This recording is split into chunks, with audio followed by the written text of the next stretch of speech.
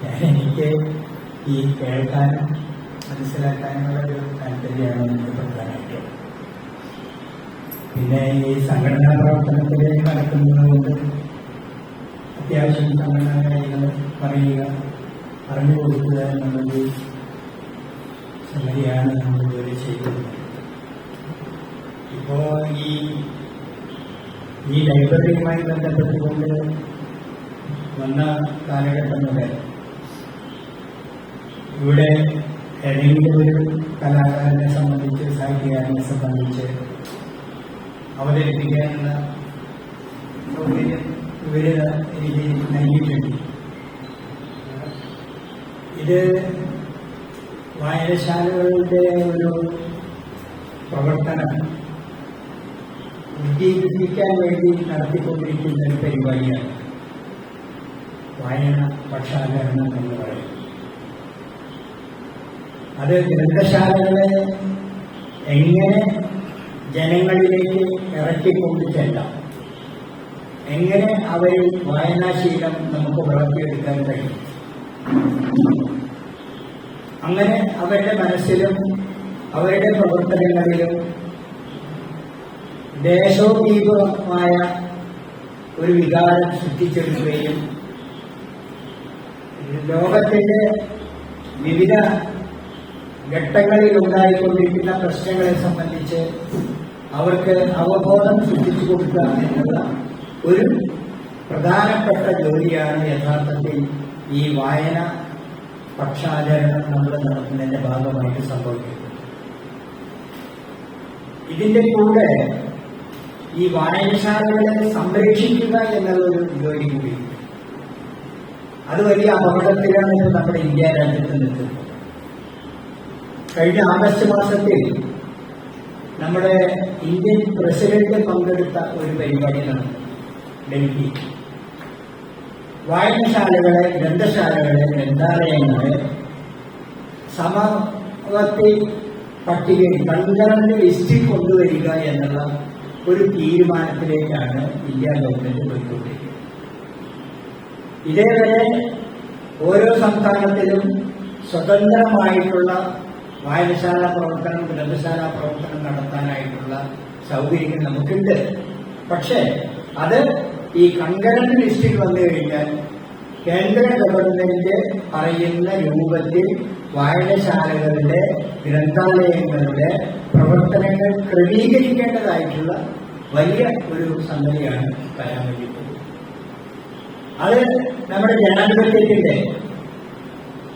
ഫെഡറലിസത്തിന്റെ കടക്കൽ കത്തിവെക്കുന്ന നടപടികൾ. അപ്പൊ അതിനെതിരായിട്ടുള്ള വലിയ പ്രസ്ഥാനം കെട്ടിപ്പടുക്കാൻ ഇത്തരത്തിലുള്ള യോഗങ്ങളും ഇത്തരത്തിലുള്ള സംഭാഷണങ്ങളും ഒക്കെ നമുക്ക് ഉപയോഗിക്കേണ്ടതുണ്ട്. അത് ആ രൂപത്തിൽ നമുക്കതിനെ വളർത്തിയെടുക്കേണ്ടതുണ്ട് എന്നുള്ളതാണ് അതുമായി ബന്ധപ്പെട്ട് നിങ്ങളോട് ആമുഖമായിട്ട് എനിക്ക് പറയാനുള്ളത്. ഇപ്പൊ നമ്മൾ ഈ സാംബശിവനെ സംബന്ധിച്ച് നമ്മൾ പറയുമ്പോൾ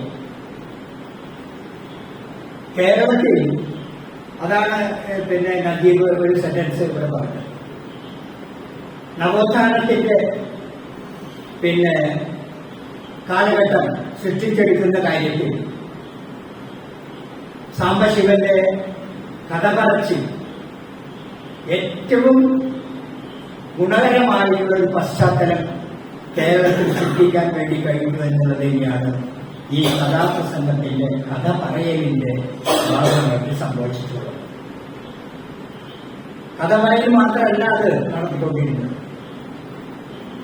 ഒരു ഇടതുപക്ഷ ചിന്താഗതിയോട് കൂടിയിട്ടുള്ള എല്ലാ തരത്തിലുള്ള സംഗതികളും അതിന്റെ കൂട്ടത്തിൽ വന്നിട്ടുണ്ട്. അതിന്റെ ഭാഗമായി നമ്മുടെ സമൂഹത്തിലുണ്ടായിട്ടുള്ള, കേരളത്തിലുണ്ടായിട്ടുള്ള സാംസ്കാരികമായിട്ടുള്ള ഒരു ഉദ്ദീപനം വളരെ ഗൗരവമായിട്ടുള്ള രീതിയിൽ നമ്മുടെ കേരളത്തിൽ സംഘടിപ്പിച്ചെടുക്കാൻ നമുക്ക് കഴിഞ്ഞിട്ടുണ്ട് എന്നുള്ളതാണ് ഈ ഇത്തരത്തിലുള്ള കഥ പറച്ചിലിന്റെയും കഥാപ്രസംഗത്തിന്റെയും ഭാഗമായിട്ട് സംഭവിച്ചിട്ടുള്ളത്. അത് 100 വർഷം കഴിഞ്ഞിരിക്കുകയാണ്.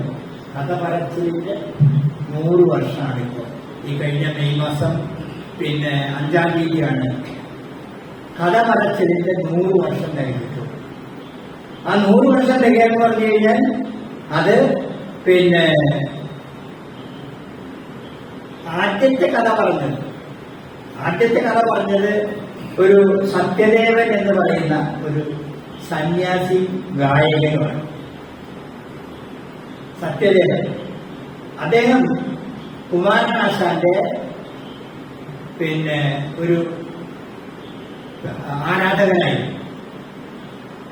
ഇദ്ദേഹം നല്ല സംഗീതജ്ഞനാണ്, ഭാഗവതനാണ്, അങ്ങനെ ഉള്ള ഒരു മനുഷ്യനെ. ശ്രീനാരായണ ഗുരുവിന്റെ ഉപദേശ നിർദ്ദേശത്തോടു കൂടിയാണ് ഈ കഥ പറച്ചിൽ എന്നുള്ള രൂപത്തിലേക്ക് വന്നത്. അതില് കുമാരനാശാൻ വഹിച്ച പങ്കെടുത്താന്ന് വെച്ചാൽ അദ്ദേഹം എഴുതിയ ചണ്ടാല ഭിക്ഷുകി എന്ന് പറയുന്ന കവിത, ഖണ്ഡകാവ്യം. ആ ചണ്ടാല ഭിക്ഷുകി ജനങ്ങളിലേക്ക് എത്തിക്കാൻ എന്ത് വേണം എന്നുള്ളതിനെ സംബന്ധിച്ച് ഗുരുവിനോട് ചോദിച്ചപ്പോൾ ഗുരു പറഞ്ഞു അത് ഒരു കഥയായി അവതരിപ്പിക്കാനുള്ള സൗകര്യം ഉണ്ടാക്കി കൊടുക്കണം. അങ്ങനെയാണ് ഈ സത്യദേവൻ എന്ന് പറയുന്ന ആള് കവിയാണ്, കഥാകാരനാണ്, പിന്നെ ഭാഗവതനാണ്. അദ്ദേഹത്തോട് ഈ കാര്യങ്ങൾ പറഞ്ഞു. അപ്പൊ അതിന് അനുസാരികൾ ഉണ്ടാക്കണം, കഥ എഴുതിണ്ടാക്കണം. അതുപോലെ പിന്നെ ഈ കഥ പറച്ചിലിന്റെ കൂട്ടത്തിൽ എങ്ങനെ പറയണം എന്നുള്ളതിനെ സംബന്ധിച്ചുള്ള ആലോചനകളുടെ ഒരു ഹാർമോണിയം നിർബന്ധമായിട്ടുണ്ടാവും. ഒരു ഹാർമോണിയം എന്തായാലും ഉണ്ടാവും. അപ്പൊ ഈ കഥ പറയുമ്പോൾ നമ്മുടെ മനസ്സിൽ ഹാർമോണിയത്തിന്റെ സംഗീതം ഉയർന്നു വരണമെന്നാണ് പറയുന്നത്. അപ്പൊ ഹാർമോണിയം കൂടി ഉണ്ടാവും. അങ്ങനെ ഈ കഥ പറയാൻ വേണ്ടിയിട്ട് നിശ്ചയിച്ച പല ആളുകളുണ്ട് അയാളെ സഹായിക്കാൻ വേണ്ടി. ആ ആളുകൾ എന്ന് പറയുന്നത് ഒന്ന് ഡോക്ടർ പൽപു, പിന്നെ മറ്റൊന്ന് കേളപ്പനാശാൻ, മൂന്നാമത്തത് പണ്ഡിറ്റ് കുമാരനാശാൻ. ഇങ്ങനെ 4 പേര് കൂടിയിട്ടാണ് ചണ്ടാല ഭിക്ഷുകി എന്ന് പറയുന്ന ഖണ്ഡകാവ്യം ഒരു കഥാരൂപത്തിലാക്കിക്കൊണ്ട് ആദ്യമായി അവതരിപ്പിക്കാൻ വേണ്ടി തയ്യാറായി. അവതരിപ്പിക്കാനുള്ള അവസരം ഉണ്ടാക്കി കൊടുത്ത അങ്ങനെയാണ്. അത് ചണ്ടാല ഭിക്ഷുകി എന്ന് പറയുമ്പോൾ നമുക്കറിയാം, ഇപ്പൊ ഏറ്റവും കൂടുതൽ അത് പ്രചരിപ്പിക്കേണ്ടതും ആ കാലഘട്ടത്തിൽ നമ്മുടെ ആ കാലഘട്ടത്തിൽ അയിത്തവും അനാചാരവും തൊട്ടുകൂടായ്മയും എല്ലാം തന്നെ നിലനിൽക്കുന്ന കാലഘട്ടത്തിലാണ് ഈ ചണ്ടാല ഭിക്ഷുകി എന്ന് പറയുന്ന ഖണ്ഡകാവ്യം നമ്മുടെ കുമാരനാശാൻ എഴുതുന്നത്. അത് പ്രചരിപ്പിക്കുന്നതിന്റെ പ്രധാനപ്പെട്ട ഉദ്ദേശം ഗുരു അവരോട് പറഞ്ഞത് ഇവിടെ നിലനിൽക്കുന്ന അസമത്വങ്ങളും അനാചാരങ്ങളും തുറന്നു കാണിച്ചുകൊണ്ട് ഒരു പിന്നെ സമചിന്ത സൃഷ്ടിച്ചെടുക്കാൻ വേണ്ടി ഒരു സംഗതിയാണ് വേണ്ടത് എന്ന് നിർദ്ദേശം വന്നതിന്റെ ഭാഗമായിട്ടാണ് ഈ കഥയും കഥാപ്രസംഗമൊക്കെ തന്നെ ഉണ്ടാവുന്നത്. അപ്പൊ അതില് പ്രധാനമായിട്ട് നമ്മുടെ കേരളത്തിൽ നമുക്കറിയാം, കേരളത്തിൽ ഓട്ടംതുള്ളലിന്റെ ആശാനാണ്. അതാണ് കുഞ്ചനമ്പ്യാര്. ഓട്ടംതുള്ളലിന്റെ പ്രയോക്താവും പ്രചാരകനും ഒക്കെ ആയിട്ട് കുഞ്ചനമ്പ്യാരുണ്ട്. അതേപോലെ തന്നെ ചവിട്ട് നാടകത്തിന് ചിന്നത്തമ്പി എന്ന് അണ്ണാവി എന്ന് പറയുന്ന ഒരാളുണ്ടായിരുന്നു. അതോടൊപ്പം തന്നെ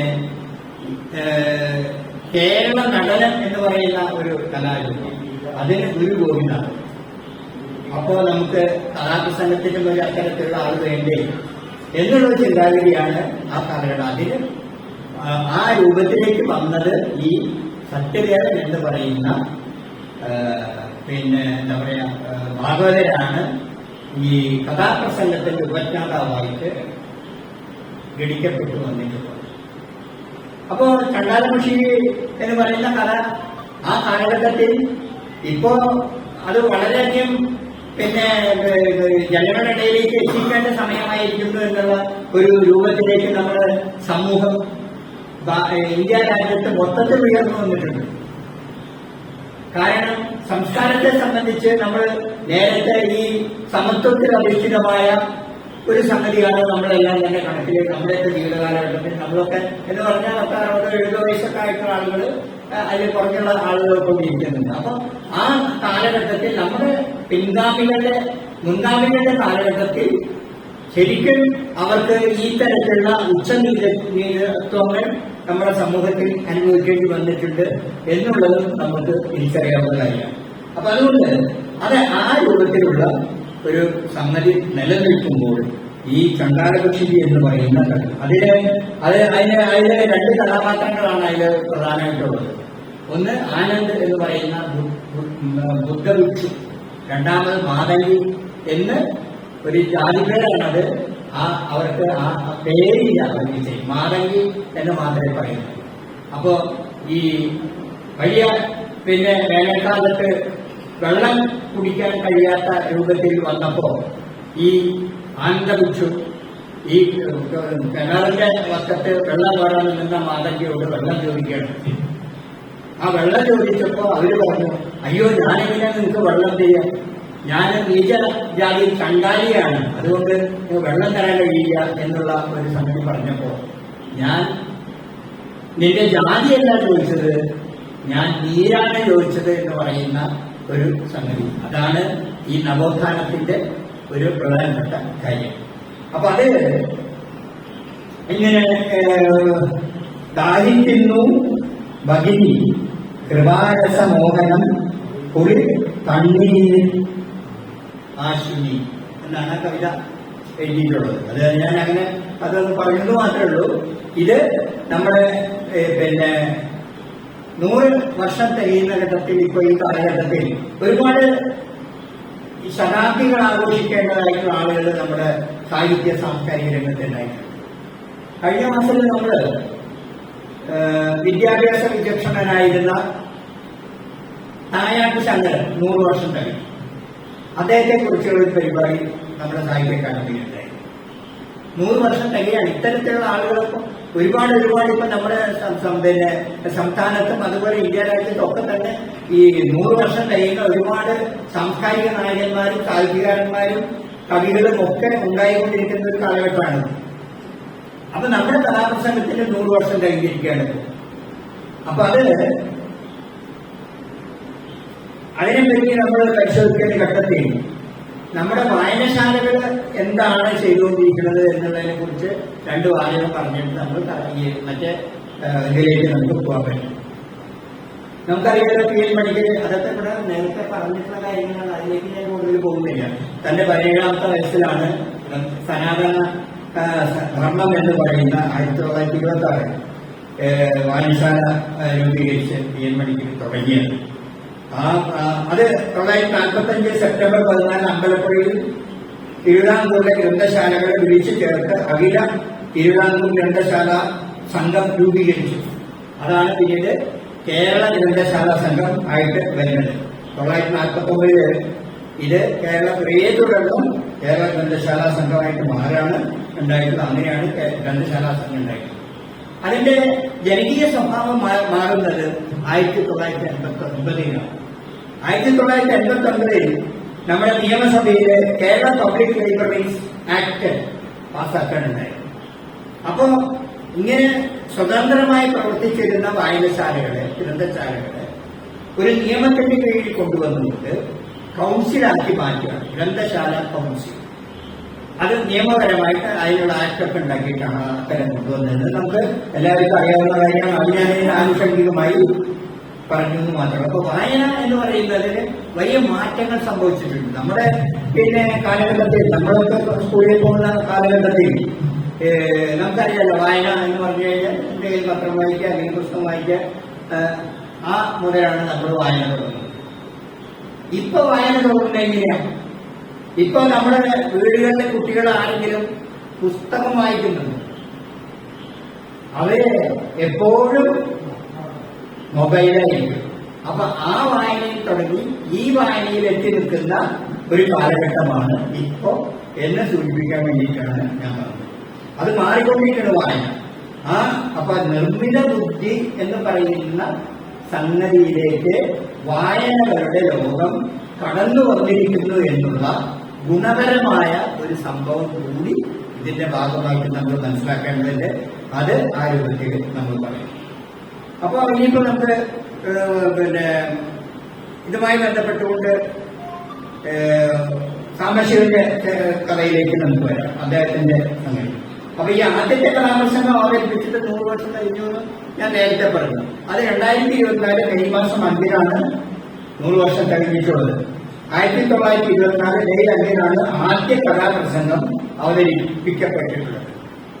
അതിന് നായകനായ കലാകാരനായ യുവ കോമളന്റെ പേരാണ് സത്യദേവൻ, നമ്മുടെ ചരിത്ര നായകൻ. ചരിത്ര നായകൻ എന്ന് വിളിക്കാൻ യോഗ്യനായ ഒരാളാണ് ഈ കഥാപ്രസംഗത്തിന്റെ ആദ്യത്തെ കഥ പറഞ്ഞ മനുഷ്യൻ. അത് പറഞ്ഞാൽ എവിടെയാണെന്നറിയോ? ചില സ്ഥലങ്ങളിലൊന്നും ഇത് പറയാനുള്ള അവകാശം ഉണ്ടായിരുന്നില്ല. എവിടെയും ചെന്നിട്ട് നമുക്ക് കഥാപ്രസംഗം പറയാൻ, അല്ലെങ്കിൽ പുസ്തകം വായിച്ചാൽ അതൊന്നും പറ്റില്ല. ആ കാലഘട്ടത്തിൽ എങ്ങനെയാണ് 924 എന്ന് പറഞ്ഞു കഴിഞ്ഞാൽ ആ രീതിയിലുള്ള ഒരു കാലഘട്ടമാണ്. ആ കാലഘട്ടത്തിൽ നമുക്ക് എവിടെ ചെന്നു? അപ്പൊ അതിന് ആദ്യത്തെ കഥാപ്രസംഗം നടന്ന എവിടെയാണെന്ന് വെച്ചാൽ എറണാകുളം ജില്ലയിലെ വടക്കൻ പറവൂരിന്റെ വടക്കുവശത്തുള്ള വടക്കുംപുറം ഗ്രാമത്തിലെ കേളപ്പനാശാന്റെ സരസ്വതി ക്ഷേത്രം പാഠശാലയിലേക്കാണ് എല്ലാവരും ക്ഷണിച്ചു വരുത്തി കഥാപ്രസംഗം. അവിടെ അതിന് അനുവാദമുള്ളൂ, വേറെ എവിടെയും അനുവാദം ഉണ്ടായിരുന്നില്ല. ഇങ്ങനെ യാതൊരു തരത്തിലുള്ള കെട്ടുപാടുകളും ഇല്ലാത്ത സ്കൂളുകൾ, വ്യക്തിപരമായിട്ട് കെട്ടിപ്പടുത്തുണ്ടാക്കിയിട്ട സ്കൂളുകളിൽ ഈ ഇതിനോട് താല്പര്യം ഉണ്ടായ ഒരാള് എന്നുള്ള നിലയ്ക്കാണ് അവിടെ നമുക്ക് ഈ കഥാപ്രസംഗം അവതരിപ്പിക്കാൻ വേണ്ടി കഴിഞ്ഞത്. അത് ആ രൂപത്തിൽ അവതരിപ്പിച്ചു.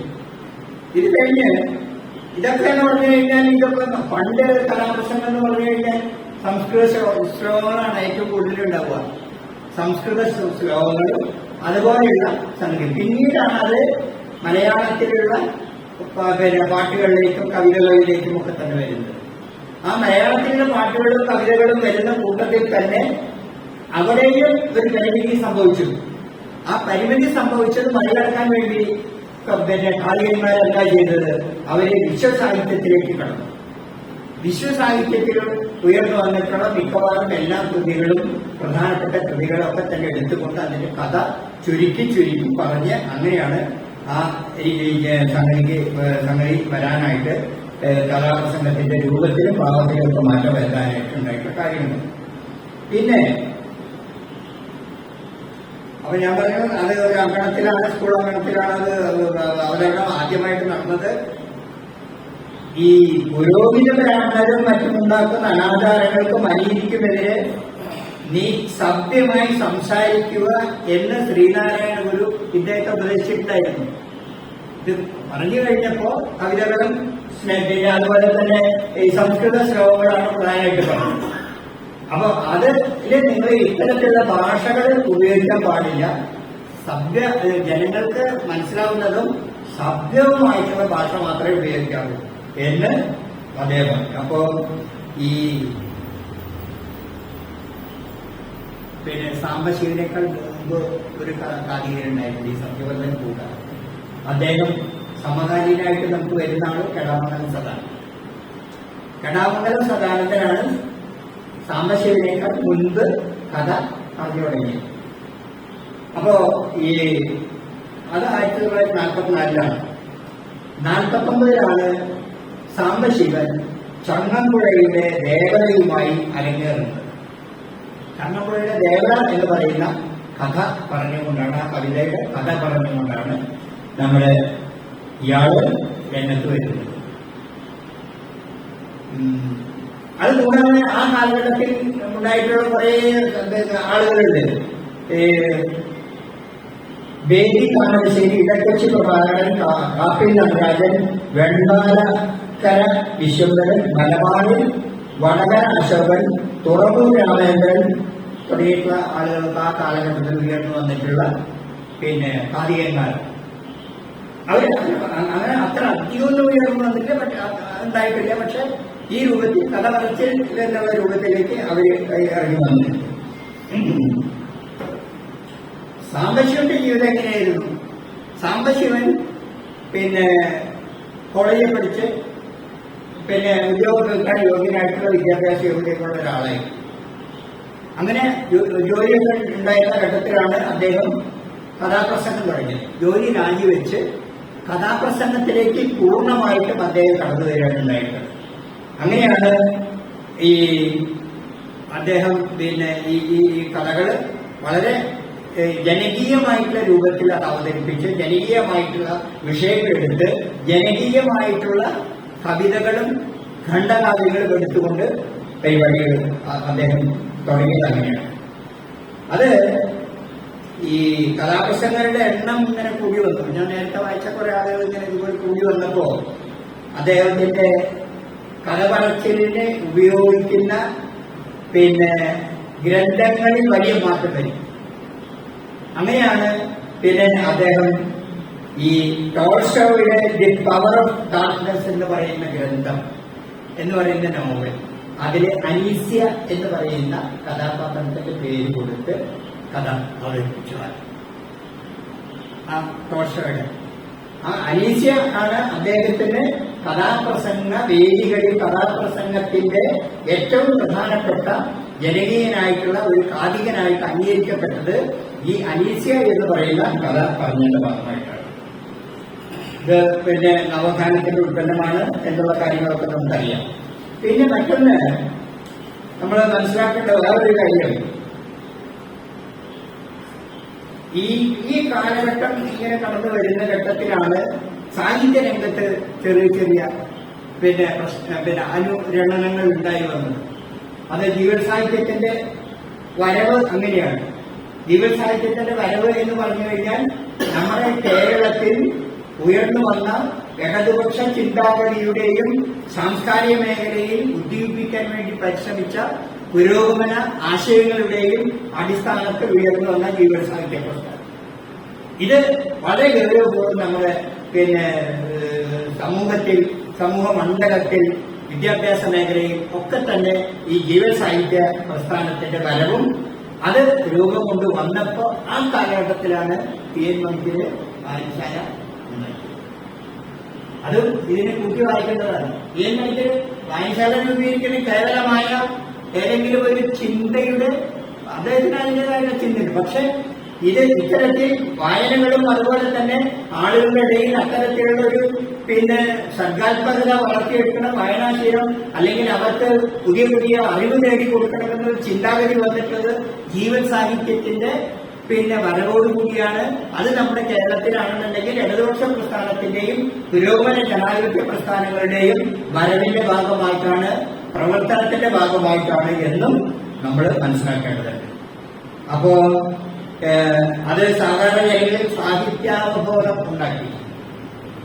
ഇപ്പോ ചണ്ടാല ഋഷിയായാലും തിരുവസ്തിയായാലും അതുപോലെ പാടപ്പുരയായാലും പിന്നെ രമണനായാലും അതുപോലുള്ള കഥകളൊക്കെ പറയുമ്പോൾ അതിലടങ്ങിയിട്ടുള്ള സാമൂഹ്യാംശം, ആ സാമൂഹ്യാംശം കൃത്യമായി നമ്മുടെ ആളുകളുടെ ഇടയിൽ പിന്നെ ചെലുത്തുകയും അങ്ങനെയാണ് പുരോഗമന ജനാധിപത്യ പ്രസ്ഥാനവും പുരോഗമന കലാസാഹിത്യം പോലെയുള്ള സംഗതികളും നമ്മുടെ രാജ്യത്ത് ഉയർന്നു വരാനായിട്ട് പ്രധാനമായിട്ടുള്ള കാരണം ഉണ്ടാക്കിയിട്ടുള്ളത് ഈ കഥാപ്രസംഗവും അതുപോലെ തന്നെ പുരോഗമന ജനാധിപത്യ പ്രസ്ഥാനത്തിന്റെ പ്രവർത്തനമാണ് എന്നുള്ളത് നമ്മൾ അറിയുന്നു. ഇനി സാമ്പശിവന്റെ മറ്റു കാര്യങ്ങളൊന്നും ഞാൻ ഇപ്പോൾ കൂടുതൽ പറയുന്നതിന് കൊല്ലത്ത് ജില്ലയിലെ ചവറ തെക്ക് ഭാഗത്താണ് അദ്ദേഹത്തിന്റെ ജന്മസ്ഥലം. അദ്ദേഹത്തിന്റെ അച്ഛന്റെ പേര് വേലായുധൻ, അമ്മയുടെ പേര് ശാരദ. അദ്ദേഹത്തിന് 7 സഹോദരങ്ങളുണ്ടായിരുന്നു. ജന്മഗ്രാമത്തിലെ സ്കൂൾ വിദ്യാഭ്യാസത്തിന് ശേഷം ഉപരിപഠനത്തിനായി കൊല്ലത്തെ ശ്രീനാരായണ കോളേജിൽ ചേർന്നു. അദ്ദേഹം അവിടെ CPI-യുമായി അന്നത്തെ കമ്മ്യൂണിസ്റ്റ് പാർട്ടിക്ക് ഇന്ത്യ ബന്ധപ്പെട്ടു. വിദ്യാഭ്യാസ നടത്തുന്ന കാലഘട്ടത്തില് പിന്നെ സ്റ്റുഡൻസ് ഫെഡറേഷൻ അതിൽ അദ്ദേഹം അധ്യാപകമായിരുന്നു. അങ്ങനെ കമ്മ്യൂണിസ്റ്റുകാരനായിട്ടുള്ള ഒരു കാലികനായിരുന്നു പിന്നെ നമ്മുടെ സാംബശിവൻ എന്നുള്ളത് എല്ലാവർക്കും അറിയാം. അതനുസരിച്ചിട്ടുള്ള കൃതികളും അതനുസരിച്ചുള്ള കഥകളും അങ്ങനെ നമ്മുടെ സമൂഹത്തിൽ ഈ ഇടതുപക്ഷ പ്രസ്ഥാനത്തിന്റെ മുന്നോട്ടുള്ള പ്രയാണത്തിൽ അദ്ദേഹത്തിന്റെ ഇത്തരത്തിലുള്ള പ്രവർത്തനങ്ങൾ വളരെ ഉപകാരം ചെയ്തിട്ടുണ്ട്. വളരെയധികം അതിന് സാധ്യതകൾ ഉണ്ടായിരുന്നു. സാധ്യത പൂർണ്ണമായിട്ടും ഉപയോഗപ്പെടുത്തിക്കൊണ്ടാണ് ഒരു കമ്മ്യൂണിസ്റ്റുകാരനായിട്ടുള്ള ഒരു കാരികൻ നമ്മുടെ സംസ്ഥാനത്ത് ഉണ്ടായത്. അപ്പോൾ അങ്ങനെ പിന്നെ അദ്ദേഹത്തിന്റെ പ്രധാനം അദ്ദേഹത്തിന്റെ ഒരു എന്താ പറയാ ഒരു പ്രത്യേകത എന്താ, ആലാപനത്തിലുള്ള മികവ്, കവിത ചൊല്ലുന്നതിലുള്ള മികവ്, പാട്ടുപാടുന്നതിലുള്ള മികവ്, ഇതൊക്കെ തന്നെ മറ്റ് കാതികന്മാരെ അപേക്ഷിച്ച് നമുക്ക് മെച്ചപ്പെട്ട ഏറ്റവും നല്ല രീതിയിലുള്ള ഒരു അവതരണ ശൈലി അദ്ദേഹത്തിന് ഉണ്ടായിരുന്നു എന്ന് നമുക്ക് കാണാൻ കഴിയും. അധ്യാപകനായിട്ട് ജോലി തുടങ്ങിയതൊക്കെ ഞാനൊക്കെ പറഞ്ഞു, അതെല്ലാം നേരത്തെ പറഞ്ഞിട്ടുണ്ട്. ഈ ഏറ്റവും ജനപ്രിയനായിട്ടുള്ള കലാകാരനായി അദ്ദേഹം അത് നമുക്കറിയാം. പിന്നെ ഈ ഇതിന്റെ മാനത്തിൽ വന്നിട്ടുള്ള മാറ്റങ്ങൾ വന്നിട്ടുള്ളത് ഒതെല്ലോ എന്ന് പറയുന്ന നാടകം, പിന്നെ ഡോസ്റ്റോയെവ്സ്കിയുടെ കൃതികള്, പിന്നെ ഇത്തരത്തിലുള്ള കൃതികൾ 50-ലധികം കൃതികൾ അദ്ദേഹം ഈ വിശ്വസാഹിത്യത്തിൽ നിന്ന് തെരഞ്ഞെടുത്തുകൊണ്ട് അത്തരം കാര്യങ്ങൾ ചെയ്തിട്ടുണ്ട്.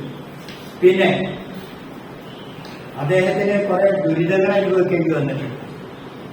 ഈ കമ്മ്യൂണിസ്റ്റുകാരനായി എന്നുള്ളത് കൊണ്ട് തന്നെ ഒരുപാട് ദുരിതങ്ങൾ അനുഭവിക്കേണ്ടി വന്നിട്ടുണ്ട്. അത് CPIയുടെ പിന്നെ ഇതാണ്, അത് അടിയന്തരാവസ്ഥ കാലഘട്ടത്തിൽ ജയിലിൽ കിടക്കേണ്ടി വന്നു. അദ്ദേഹത്തിന് അടിയന്തരാവസ്ഥ കാലം ജയിലുകൾ അറസ്റ്റ് ചെയ്യപ്പെടുകയും ചെയ്തു. പിന്നെ 1996 ഏപ്രിൽ 23-ന് 67-ാം വയസ്സിലാണ് അദ്ദേഹം അന്തരിച്ചത്. അത് നമ്മളാണ്. പിന്നെ കുറെ അവാർഡുകൾ കിട്ടിയിട്ടുണ്ട്. 1980 കേരള സംഗീത അക്കാദമി ഫെലോഷിപ്പ് ലഭിച്ചു.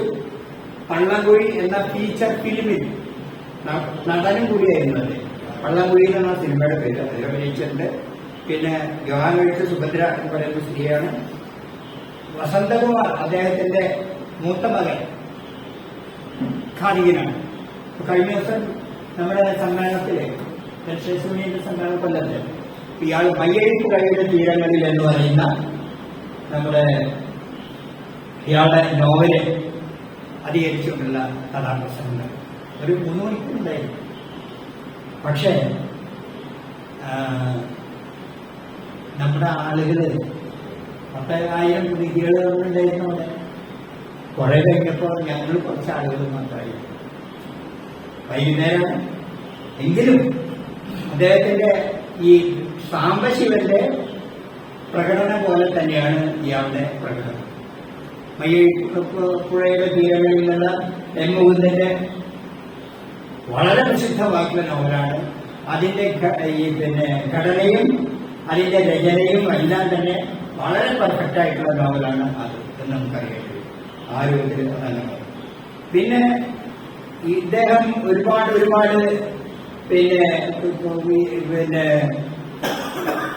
എഴുതിയിട്ടുണ്ട്. അതായത് അദ്ദേഹത്തിന്റെ ഡിസ്കോഗ്രാഫി എന്ന് പറയുന്നത് മൊത്തം അതായത് ദേവത 1949 ചങ്ങമ്പുഴയുടെ ആദ്യത്തെ. പിന്നെ അത് കഴിഞ്ഞ് കൊച്ചു സീത, മഗ്ദലന മറിയം, വാഴക്കുല ചങ്ങമ്പുഴയുടെ കൃതിയാണ്. വത്സല, ഭാരത സ്ത്രീകളുടെ ഭാവശുദ്ധി, ആയിഷ, തറവാട്ടിന്റെ മാനം, പുത്തൻ കലവും അറിവും, പുത്തൻ കളവും അറിവും, റാണി, പന്തലും വാഴനാരും, പട്ടുനൂലും വാഴനാരും, കുടിയൊഴിക്കൽ. നമുക്ക് ഇന്നലെ മറ്റേ കുടിയൊഴിക്കലിനെ പറ്റിയിട്ട് സംസാരിച്ചില്ല. കുടിയൊഴിക്കൽ, പ്രേമശില്പി, അത് സത്യകാടിന്റെ നോവലാണ്. താര, പരീക്ഷണം, പുള്ളിമാൻ, ചന്ദനക്കട്ടിൽ, ജി ശങ്കരക്കുറുപ്പ് അദ്ദേഹത്തിന്റെ അത് അവതരിപ്പിച്ച 1962. അതങ്ങനെ പറയുമ്പോൾ ഒരു കാര്യം എന്റെ കൂട്ടത്തില് സ്വയം ഒരു കാര്യമായി. ഈ 1962 കാലഘട്ടത്തിൽ ഞാൻ 9ാം ക്ലാസ്സിൽ പഠിക്കുന്ന കാലം. അപ്പൊ ആ കാലഘട്ടത്തിൽ ഞങ്ങളുടെ സ്കൂളിന്റെ വാർഷികാഘോഷത്തിന് ഈ ചന്ദനക്കട്ടിൽ എന്ന് പറയുന്ന കവിതയുടെ കഥാപ്രസംഗം ഞാൻ നടത്തിയത്. വെമ്പല നാട്ടിലെ എന്തൊക്കെ പറഞ്ഞിട്ടുള്ള അതാണ്. വെമ്പല കോട്ടയത്താണ് സംഭവിക്കുന്നത്. അവർക്ക് ഒരു കട്ടിൽ വേണം, ചന്ദനക്കട്ടിൽ വേണം. അത് കൊടുങ്കാട്ടിൽ പോയി ചന്ദനവനം മുറിച്ചു കൊണ്ടുവന്ന് വേണം ഇതൊക്കെ പണിയാൻ എന്ന് പറഞ്ഞിട്ടുള്ള കവിതയാണത്. അത് ഈ രാജാവിന്റെ കാലഘട്ടത്തിലും അതുപോലെയുള്ള കാലഘട്ടങ്ങളിലൊക്കെ തന്നെ അത്തരത്തിലുള്ള പിന്നെ സൗന്ദര്യങ്ങൾ നടന്നു വരുന്നതിന്റെ ഒരു ജി ശങ്കരക്കുറുപ്പ് എഴുതിയിട്ടുള്ള കവിതയാണത്. അത് മനോഹരമായിട്ടുള്ള രീതിയിൽ അവതരിപ്പിക്കാൻ നമുക്ക് കഴിയും. അത് പറയുമ്പോൾ പിന്നെ ഇത്തരത്തിലുള്ള ഈ നമ്മുടെ സമൂഹത്തിൽ നിന്നിരുന്ന പിന്നെ ജാതി ചിന്തകളും അതുപോലെ തന്നെ പിന്നെ രാജാക്കന്മാരുടെ ഭരണ കാര്യങ്ങളിലുള്ള കുഴപ്പങ്ങളും ഒക്കെ തന്നെ അവരുടെ അധികാരവും സാധാരണ ജനങ്ങളെ അടിമപ്പെടുത്തുന്ന രൂപത്തിലുള്ള നടപടികളും എല്ലാം തന്നെ അതിന് ഈ കഥാപ്രസംഗത്തിൽ വരുന്നുണ്ട്. അതാണ് ജി ശങ്കരക്കുറുപ്പിന്റെ ചന്ദനക്കട്ടി എന്ന് പറയുന്ന കവിത. പിന്നെ അനീത്യ, അത് ഞാൻ നേരത്തെ പറഞ്ഞു, ഒതല്ലോ പറഞ്ഞു.